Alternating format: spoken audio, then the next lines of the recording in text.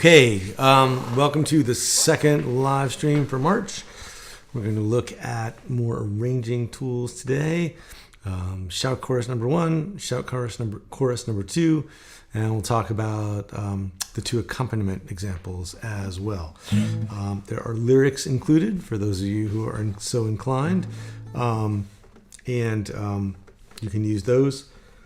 They're loosely based. Well, they're basically the Leroy Carr lyrics, but slightly tweaked just so they're a little more singable to the modern musician. But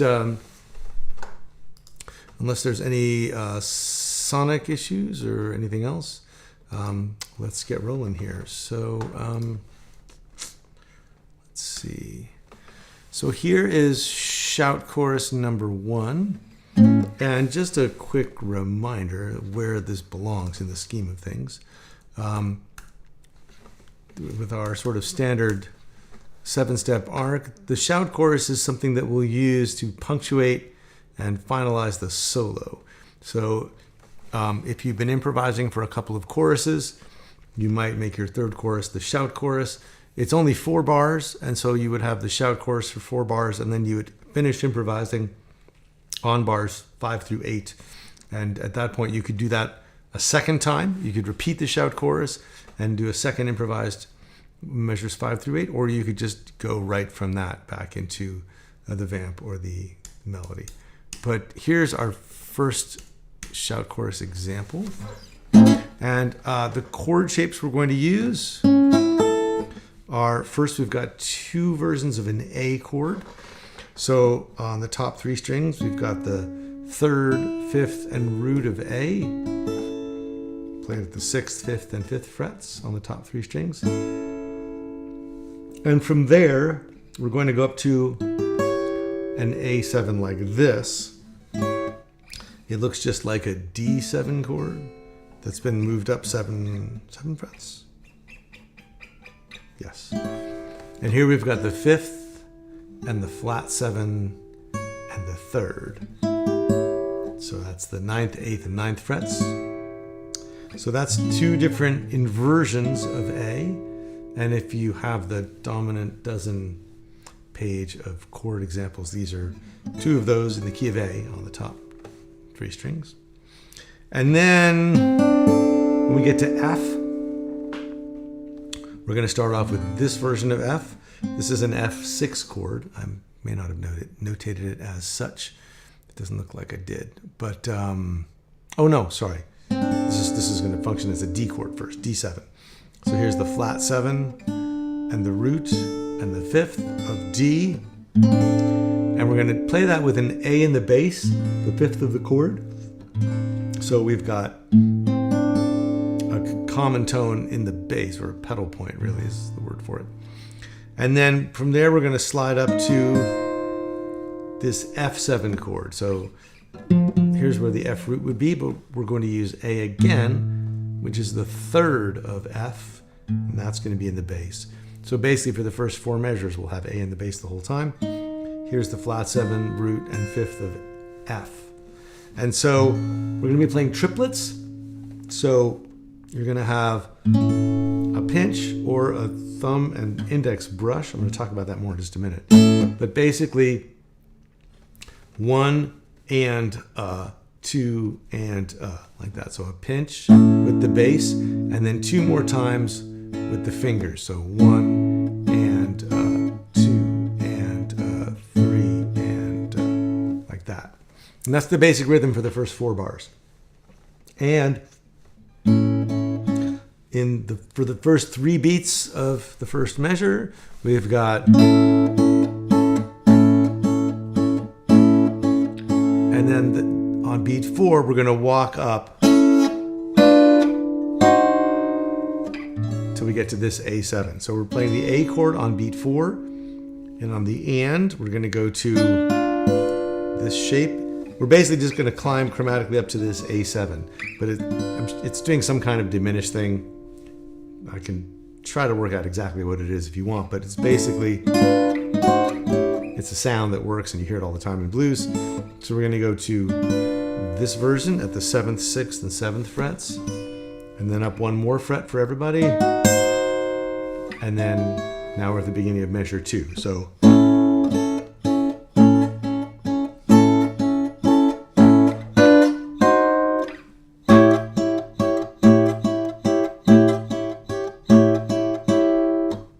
that's measures 1 and 2, because once you get to measure 2, it's just pinch and all on this A7 chord. And then measure 3, right here at the beginning of the second line. We come down to this D7 chord with the flat 7, the root, and the 5th. And then we've got the 5th in the bass. So we've got, and then on beat 4 of this measure, we're going to start climbing up chromatically, meaning just fret by fret, half step by half step. And then we play this, it sounds like an F with the A in the bass. So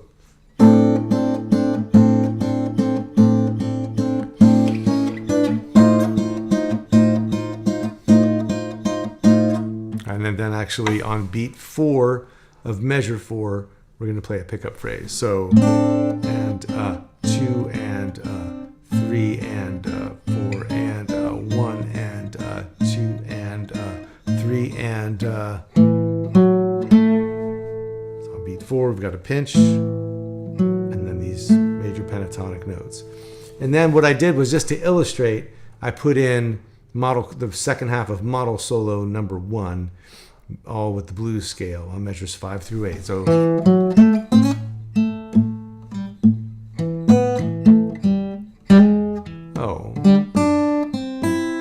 I guess this has got a couple of major thirds in it.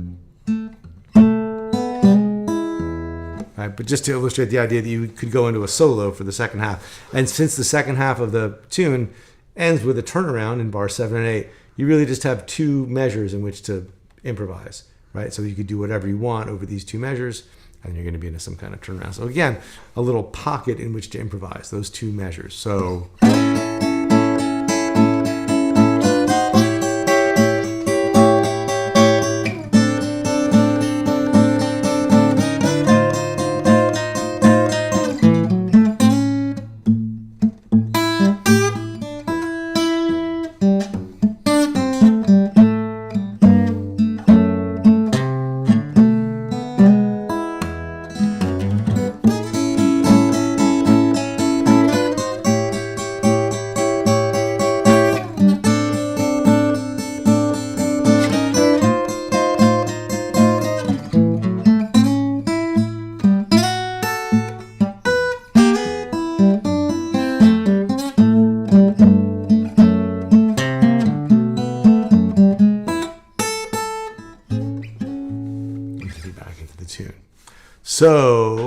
let's see, that solo is literally, if I play from the end of bar 4 out, it's, it's actually, I played it wrong. It's with the flat 7 right there. So from right here, we've got, and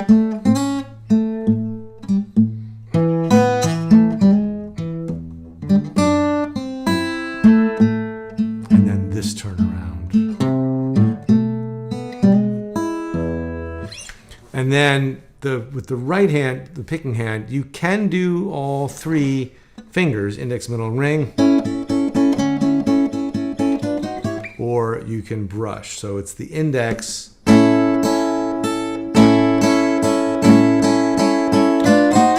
coming up against all of those. And it's kind of, best way I can find to describe it is you're bending from the second joint and keeping this joint flat. So you're really going like this, so that you get this brushing thing against the strings, so that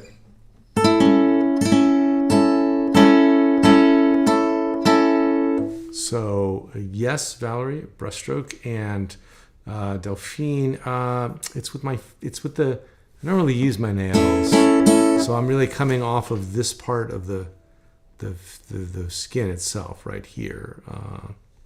So not sort of directly on because of the angle that I'm at. It's along the side, but it's not really touching the nail. So it's that kind of Oops, let's see if I can get the camera to cover it. It's that kind of thing from the second joint.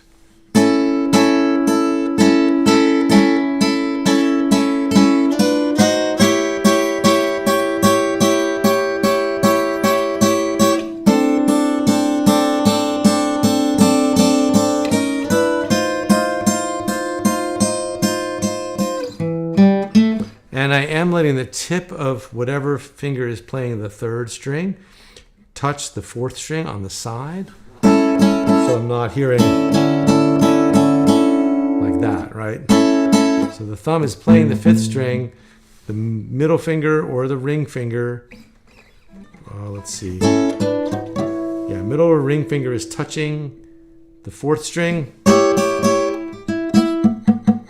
So you're not hearing the fourth string.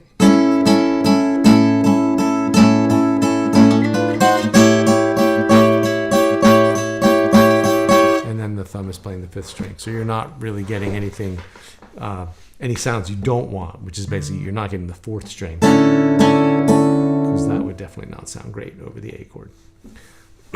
So that's the first of the shout chorus figures, and then the next one is kind of working off some of the questions about Freddie Green chords we had recently. So this one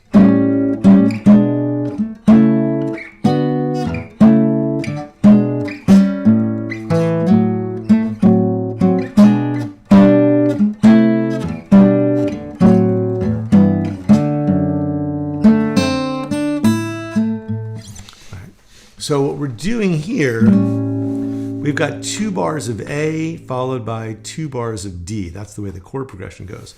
So here, we're starting with an A7 chord, which you could finger like this with the root on the 6th string, but since we've got the open A, we're going to use it. And then figuring out what chords you can use is kind of a matter of this basic formula of, well, you can either be on the chord you're on, in this case, the 1 chord, or, oh, the guitar sounds distorted, huh?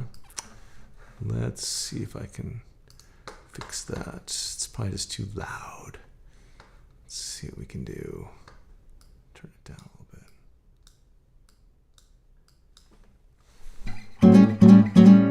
Let me know if that's better.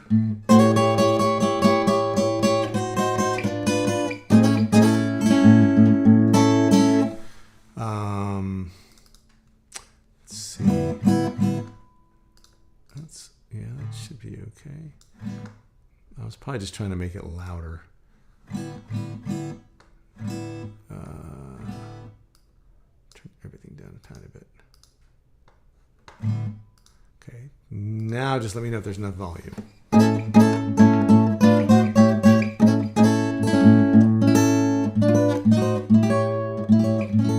right, yeah, it was just... Okay, great. Sounds like we are squared away.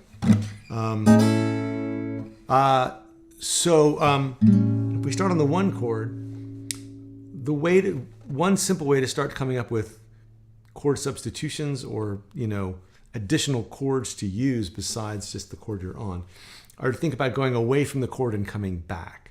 And you can start with the 2 most obvious chords besides the chord you're on, which are the 5 and the 4, right? 1, 4, and 5. So from an A chord, we can go away to an E chord. That's the 5, which leads back to 1. So here's A7 with the root, flat 7, and 3rd. Here's E7 over B. Here's the 5th, 3rd, and flat 7 of E. So, and then if we want to keep going up, we can come back to an A chord. Here's the 3rd, root, and 5th of A. And then we could go to a 4 chord, like this kind of a D chord. This is one way to think about this shape in this moment is as a D6. So that gives us 1, 5, 1, 4, 1, 5, 1, which gives us this nice little melody on top. Squeaking, and it gives us this bass. But the bass is moving in a very quarter tone just right on the downbeat.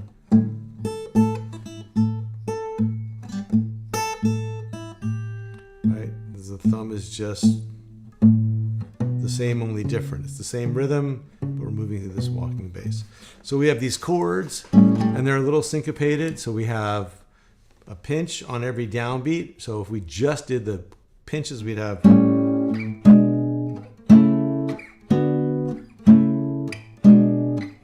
And if we syncopated a little, added in some eighth notes, we'd have.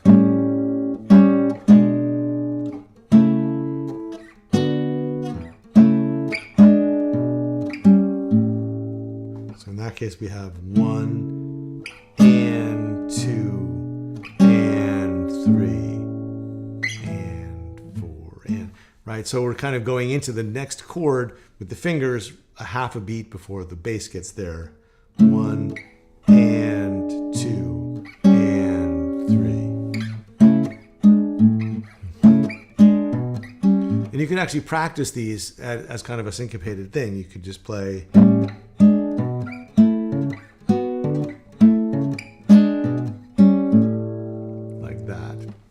So now we have for the first 4 bars, for the first 2 bars. And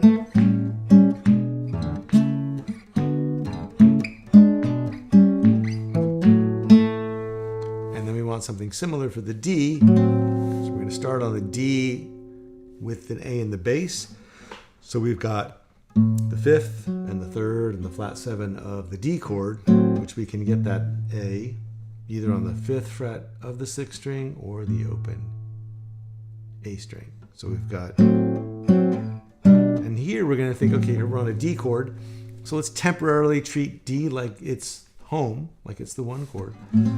So here we can go to the 4 of D, right? This is G with the 3rd in the bass and then the root in the 5th. This we can think of as a kind of a D9 chord with the 7th in the bass. Like if you think of the dominant dozen voicings, here's flat 7 and 5th and root. But if we raise the root up a whole step, now we have 7, 5, and 9. So if you think about like taking a 6th chord, a D6 chord,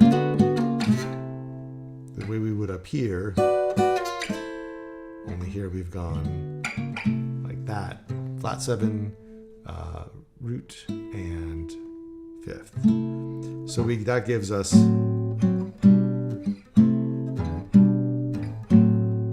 then we can go back down even more, past another G chord, right? It's the 4 of D7, and then back to D with the 3rd in the bass.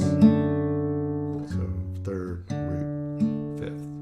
So it kind of parallels the A stuff, right? So here's A.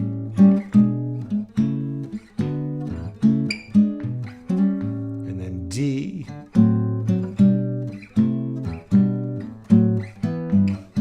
also syncopated. So, and then from there we can go into a solo again. So if we play the whole thing.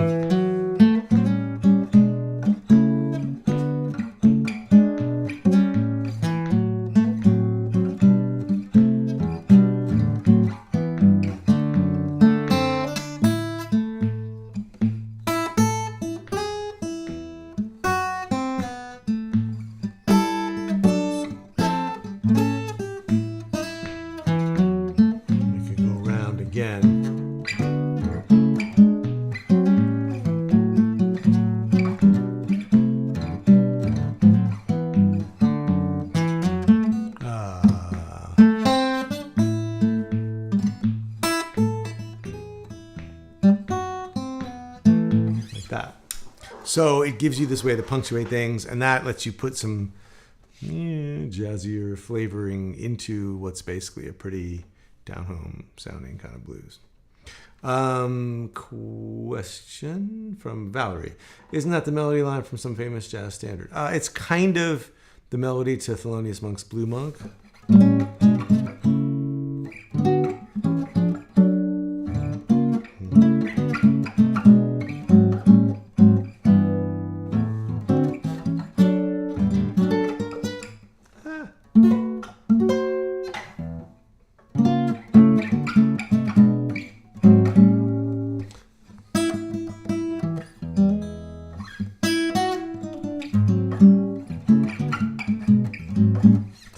But yeah, that's just, I mean, it wasn't voiced exactly like that on the piano, but the idea of playing in tenths, like with this big interval, is kind of part of that tune. So yeah, that's a similar sound. So that's the second shout chorus. So can pause there for just a minute if there's any other questions about any of that before I go into the accompaniment. Oh, good, that's the one you're thinking of. But those sounds are really kind of flexible and fun. And once you learn a couple of them, you'll find ways to move them around, right? Because if you can go like this, then that means on the 5 chord, you can do that, right? E, B7, the 5 of the 5, back to E, to B7, to E, right? So that kind of idea, or going backwards, or even, right, walking from the E with the G sharp in the bass through an A6 chord to an E7 and back. So if you have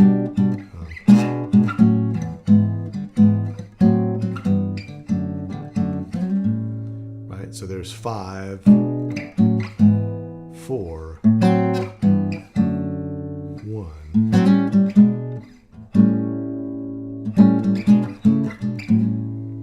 So you can start to mess around with them and do different things with them, which is kind of cool. But one thing at a time, right? Learn it in A on this one example, and then once you have that under your fingers, then you can start to mess around with it. Okay, so here are the lyrics basically to How Long Blues. I took out a couple of apostrophe G's and a couple of ain'ts, I think. But there's a million versions of the song, but I just thought we'd go back to the original. So here are words for the Leroy Carr version of How Long Blues. And then here are a couple of really simple ways to start thinking about doing accompaniment. The first is just to think about playing offbeats. So the thumb is still doing what the thumb does, but index and middle are going to play on the 4th and the 3rd string. So we've got 1 and 2 and 3 and 4 and. So basically a shuffle feel.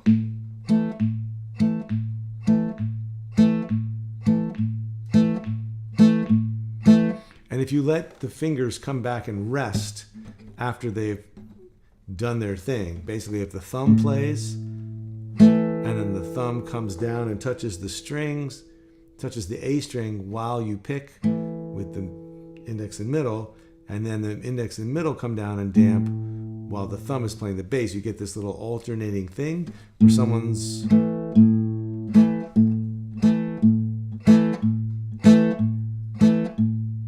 so instead of having that, which is not bad, you get this.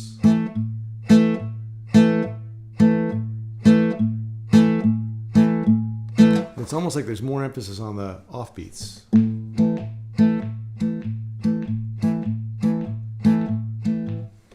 And the thing is that we're going to continue to use index and middle on the middle 2 strings, even when the bass is moving over to the 6th string. So for the A chord, we have 1 and 2 and 3 and 4, and then we go to an A7. So that's right here. We're going to open up on the 3rd string. You get the open G, and then for D, we've got the bass down here. We've got the root and the 5th of the D chord here. And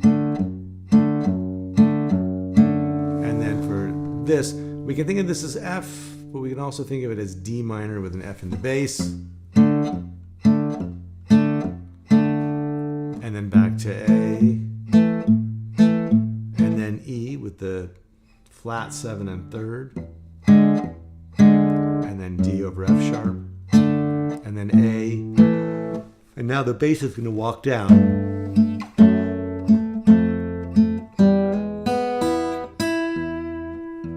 So the one thing that I wanted to flag is that the thing about this is that there's kind of a little bit of emphasis put on the end of 4. Like,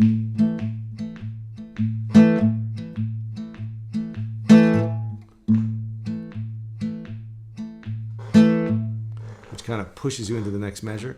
And that's where you want to make your chord change. So I flagged this and highlighted it, that you're always actually coming into the next chord shape on the and of 4. So it's going to actually sound like this. So 1, 2, and 3, and 4. A7. And here's the top of the D on the and of 4. This is going to actually stay the same because we're staying on some kind of D chord. And now back to A on the and of this 4. And then the E7 on this and. And then in the middle on the and of 2, there's D over F. And then back to A. So it sounds like this if I stop talking and just play it.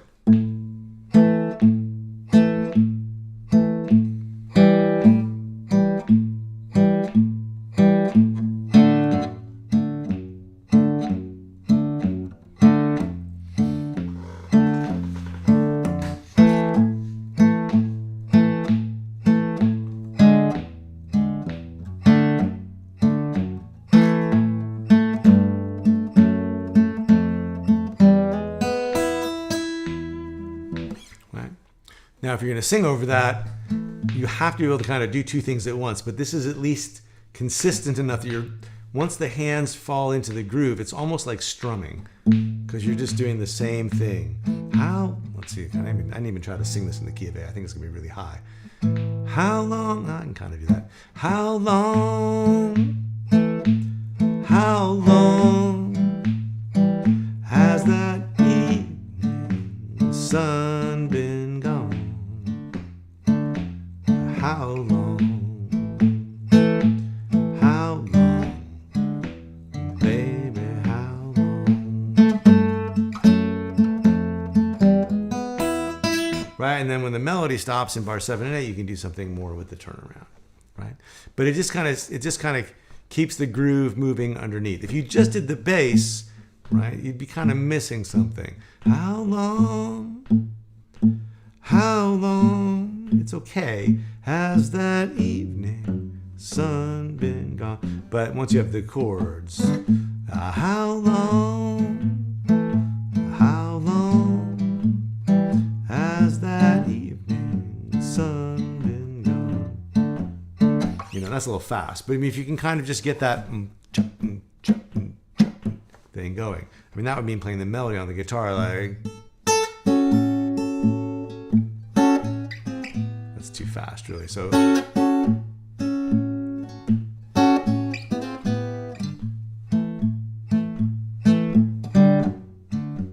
it's reasonable, right? So one of the secrets to me of being able to sing it all over the guitar playing is to get to where the hands feel rhythmic, right? Like it feels like, you know, because strumming is more intuitive, you know, and you just sort of fall into a pattern and you strum. So it's, can you get your right hand, your picking hand, to fall into some kind of groove? So that's like this stable thing that you can sing on top of. That is one thing that I found has really helped as far as being able to start singing over one of these kind of arrangements. Now the other way to do this is as more of a call and response. And here it is just it's just the thumb, but a series of little chord moves on top.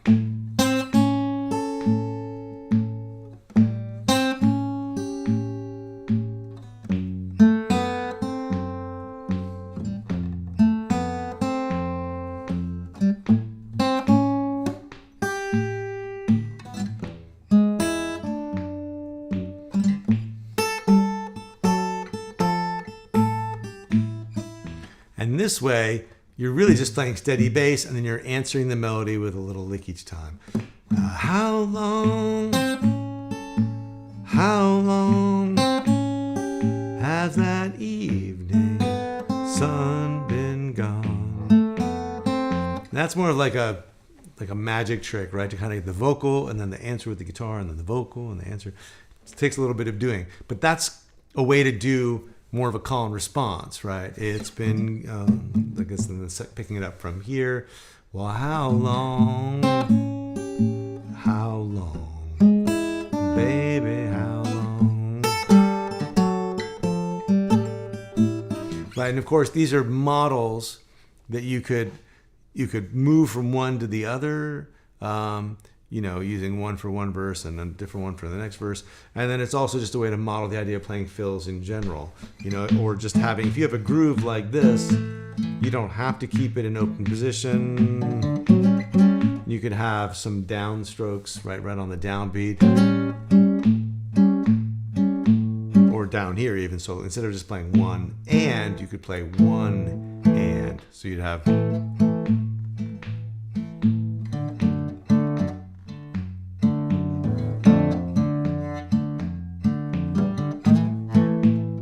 Right, and that means you could also take that up the neck, or you could have.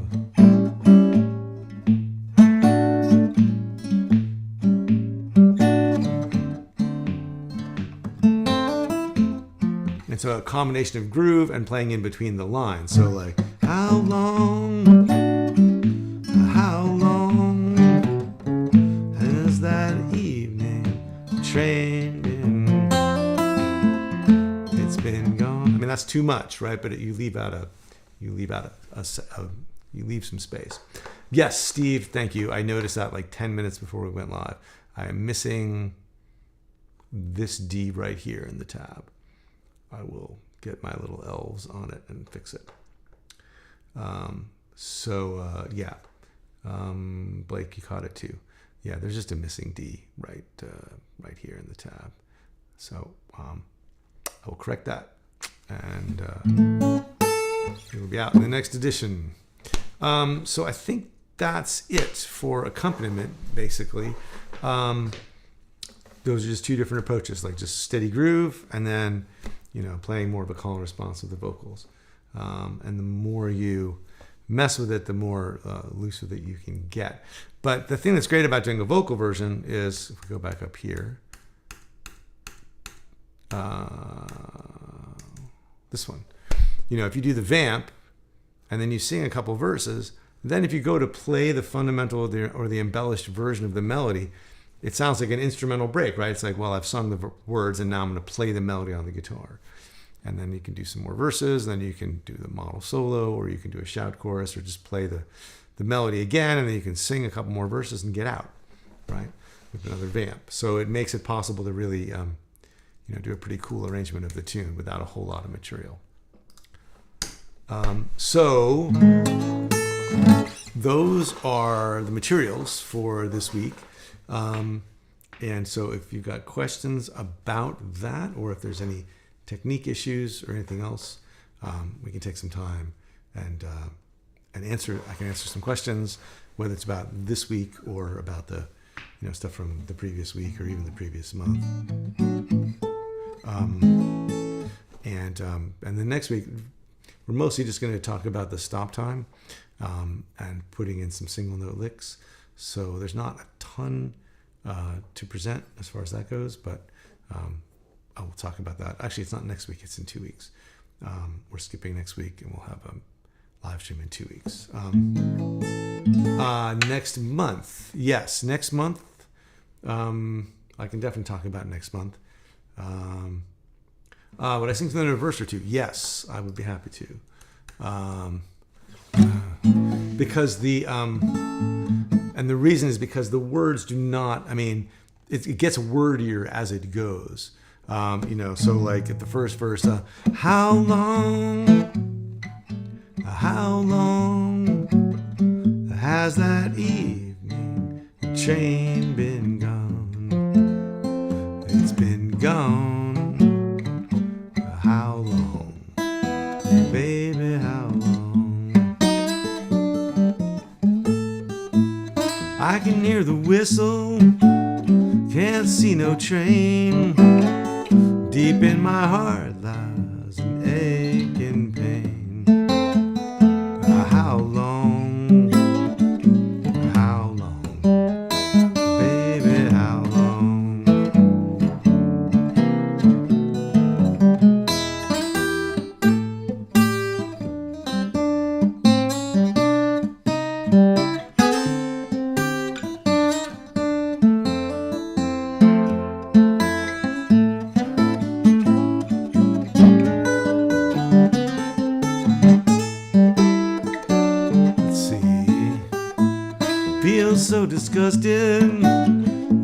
feel so blue. I hardly know what in the world to do. How long, baby, how long? If I could holler just like, yeah, if I could holler like a mountain jack, I'd go up on the mountain and call my baby back. You know, every one of them is different, right? So you kind of really have to listen to a couple different versions of people phrasing them, because you have to start fitting in more and more words, right? Like, someday you'll be sorry you done me wrong, but it'll be too late, baby, I'll be gone. A lot of triplets, right? How long, baby, how long? I might as well do the last one, man. My mind gets rambling, I feel so bad, thinking about the bad luck that I've had. How long? Yeah. So, I mean, Leroy Carr just kind of finds a way to fit all that stuff in, right? But never really, I mean, how long, baby, how long is basically the chorus, right? So every verse is a little bit different as far as like how he kind of like manages to get everything stuck in there. But if you listen to him do it, you can hear how it's done as well. It's kind of fun, actually. I hadn't really tried to sing all those verses all the way through before, but trying to fit them in is kind of interesting. Okay, let's see. Joel, hey, I had a vamp question. Is it verboten to mix and match vamps? Oh, not at all. You can do whatever you want. For instance, I mean, the pedal point vamp, right, is just, you know, and then the next one, the 1-4-2-5 vamp, starts off with the pedal point vamp, and then goes to the 2 and the 5, right? So that's kind of mixing and matching right there. And then let's see, what else have we got?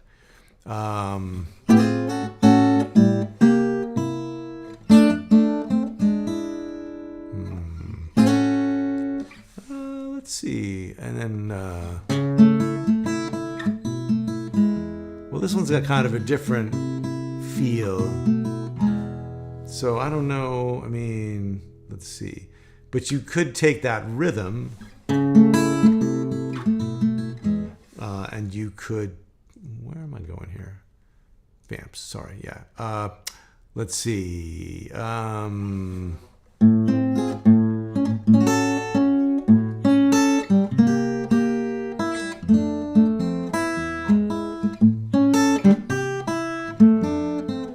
Right, you could take that same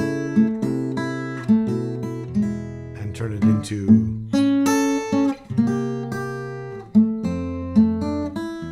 that same kind of feel, I guess. But I don't know if those two would mix together so great, because each one's based on its own little chord progression.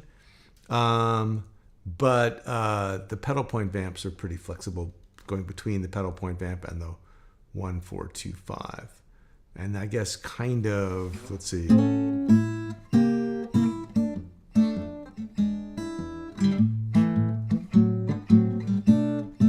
Yeah, because those both have steady bass, right? That one, what did I call that one? The embellished vamp, right, is...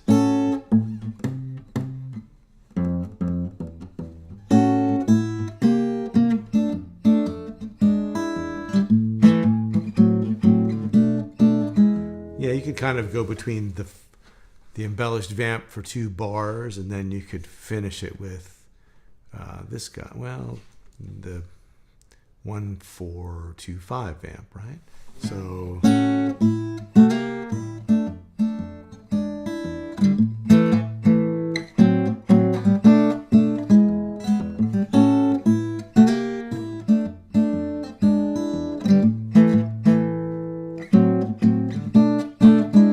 Be kind of cool.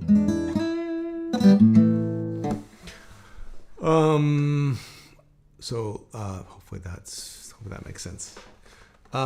Johnny, Working on the transition from vamp back to melody, could you go through each, having trouble with embellished into melody? Okay. Vamp back to melody. Yeah, cool. So the embellished vamp, here is a written version of what that's going to look like. This is measure 2, coming up on measure 3.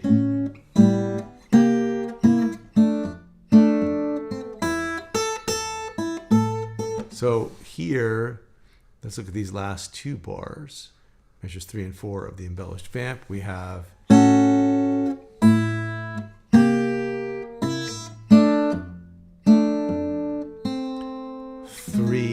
and 4 and 1, right? So it's just kind of getting off the mark here when you hit the chord on beat 3.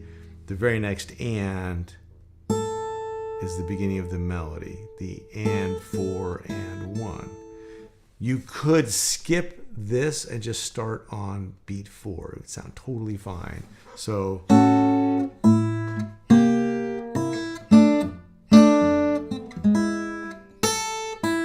right, so 1 and 2 and 3 and 4 and 1. Right, so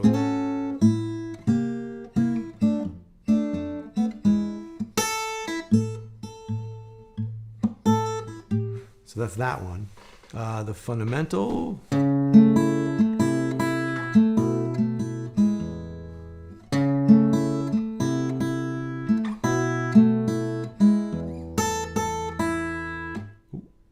Same kind of thing. The need to anticipate the first bar of the melody makes the transition. Yeah, because you're trying to come in on the and of 3, right? 2 and 3 and 4 and 1. So I would just work backwards, right? Like, can you just, back your way in? Like, can you play, right? Can you play and 4 and 1? Just kind of melody a cappella, right? No bass. And then you could try coming in on beat 3. So 1 and 3 and 4 and, like that. And then you can try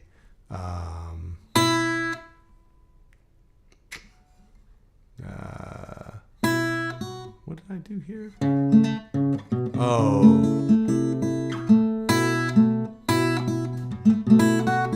I forgot about that little melody bit there. Okay, so from the beginning of this measure, right, so once you can play 3 and 4 and, then you want to try to do 1 and 2 and 3 and 4 and. That's just kind of putting the little pieces together, working your way backwards from the pickup phrase. And that should make a difference. But let me know if that makes sense as an approach. Let's see. I thought there was another question. David, the embellished is a lot like Little Surly. Yeah, I guess it is.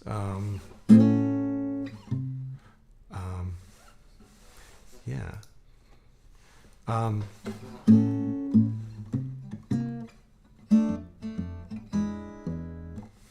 have to go back and look at exactly how that one went, because I get that one and one of the other ones mixed up. I have to admit, probably shouldn't. Okay, good. Sounds like that made sense. Let's see. Okay, and then Julian wanted to know about next month. Yeah, so we are going to do alternating thumb in C next month. We're going to start a 3-month exploration of Nobody's Dirty Business, which is basically a John Hurt thing.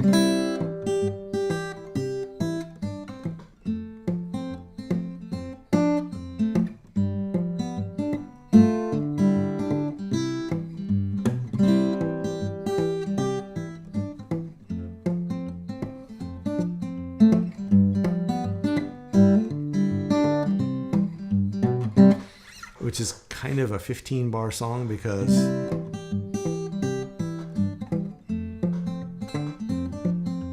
bars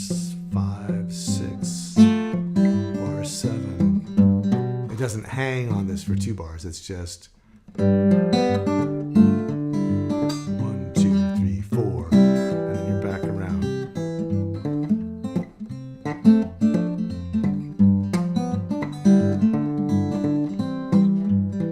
You know, and then we'll work on different ways to, that's already kind of syncopated and got some double stops, and there's a little bit of chord substitution we can do.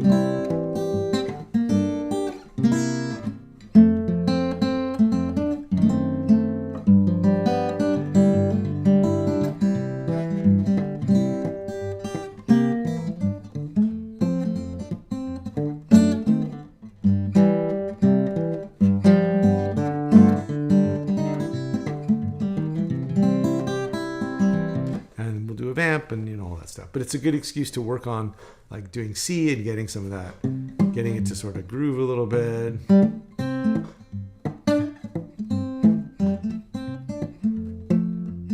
2 bars in the accompaniment are different from the fundamental chords, right? Let me check and see. The last 2 bars in the accompaniment. Yeah. Let's see. So, well, let's go to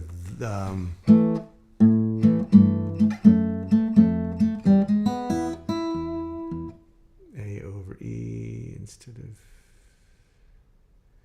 A over E instead of A, E7. Yes. Yeah, I did it a little differently for the accompaniment. It's the turnaround. That section is sort of up for grabs. So sometimes I will do an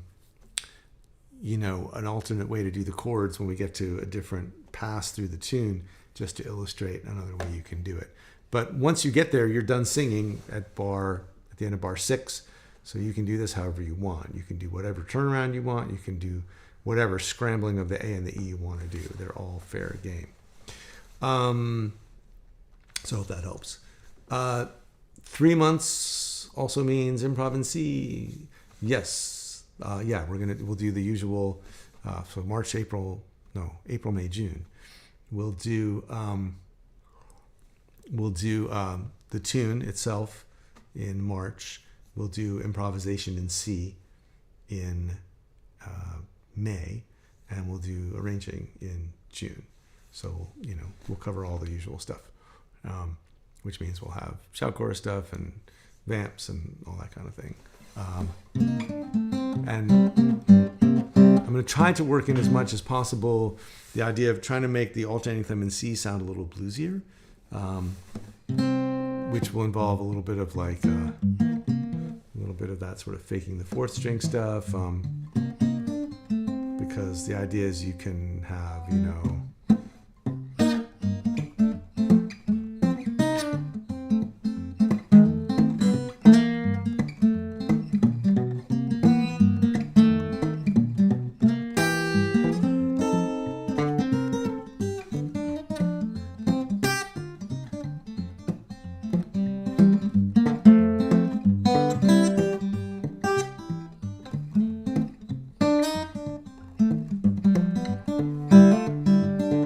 but how much of that can you do without, I haven't figured out how much of that to do before it starts to sound out of character with the song itself. So that's sort of the balancing act. But I definitely want to cover at least some of that.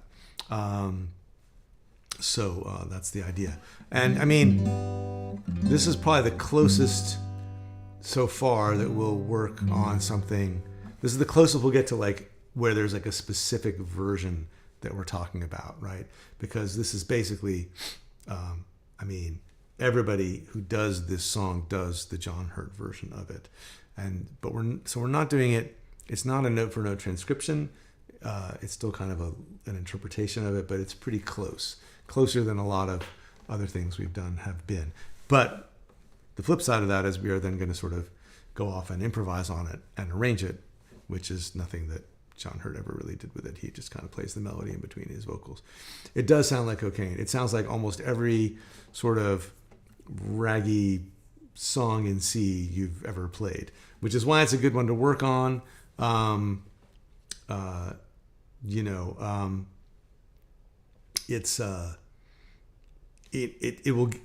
just provide a lot of sort of structural stuff that'll work for a lot of other tunes.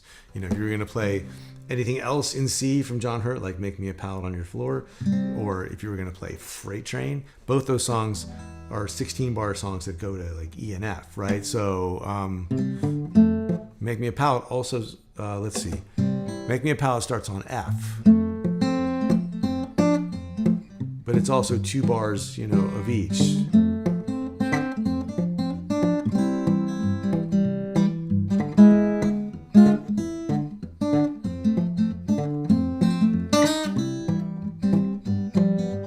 Which is almost the same as Freight Train, right? But like once you've got that C stuff going,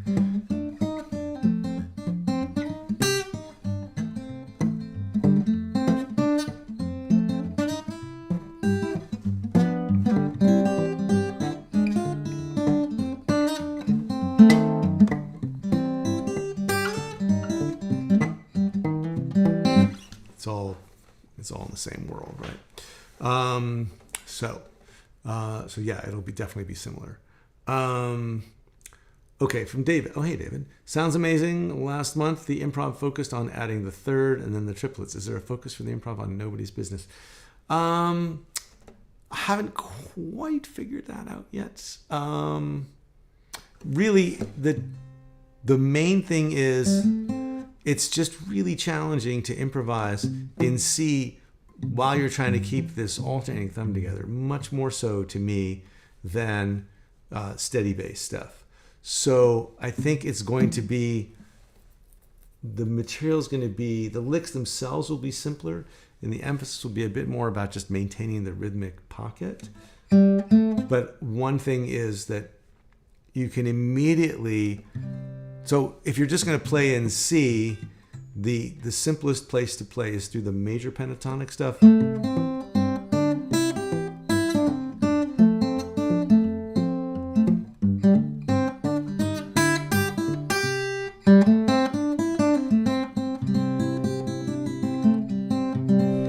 But if you want to start making it sound more improvisational, one thing you can do right away is start to play more of the minor pentatonic.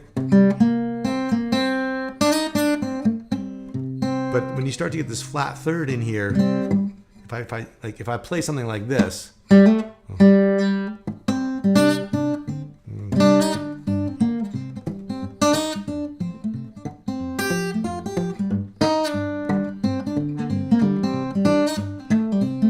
I slow it down, you start to see how much faking is going on.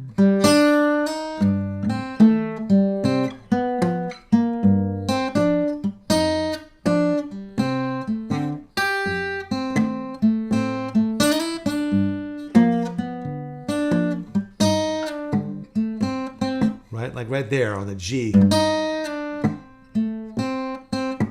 barely playing. You know, it's like a lot of just like junk basically filling up the register that's supposed to sound like the bass.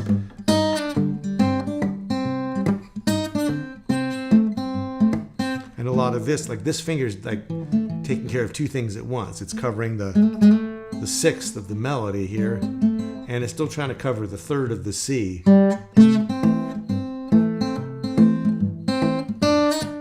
This is like sliding in and out of position.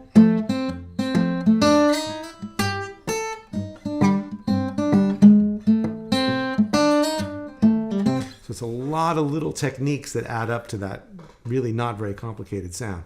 So it's what I have to figure out is how much of that stuff to get into to provide a balance between here's the sound we're trying to get, and you know, not making sure that people aren't spending all their time just trying to like master these like weird little details that are not like, they're intuitive for me because that's kind of how I play, but I have to be careful not to like put out too much stuff that's just like, oh, you got to learn these 10 techniques, then you'll sound great, right? It has to be like a middle ground where it's like, well, here's a way to get in that will sound good before you have like every last little bit of damping and everything else under your fingers, right? So that's what I have to weigh for when we get into the improvisation stuff. But some of the arrangement of the tune itself will have that. Matthew reminds me of Roy Bookbinder. Yeah, well, that was a huge. Roy's a been a huge influence on me. I've watched him play a bunch and swiped as much as I could, and a lot of it's like his groove. Yes, Bill, the Dave Van Ronk version is So there's the Van Ronk version. I think is in C, and has that chord progression as well. I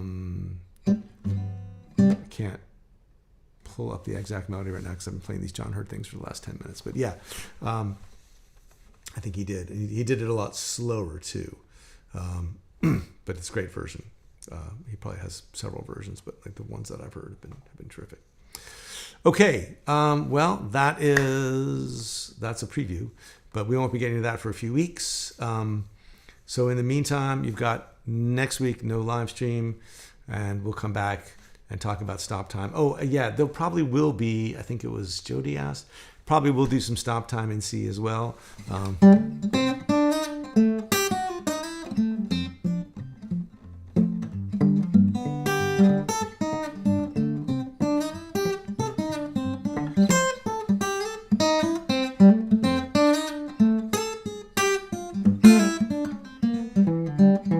Which is another way to get more licks in, right, without worrying about the thumb so much. So yeah, we'll cover as much of that as we can. All right, thanks everybody. It's great to see you. We'll see you all in 2 weeks. And of course, just keep posting on the forum if you got questions.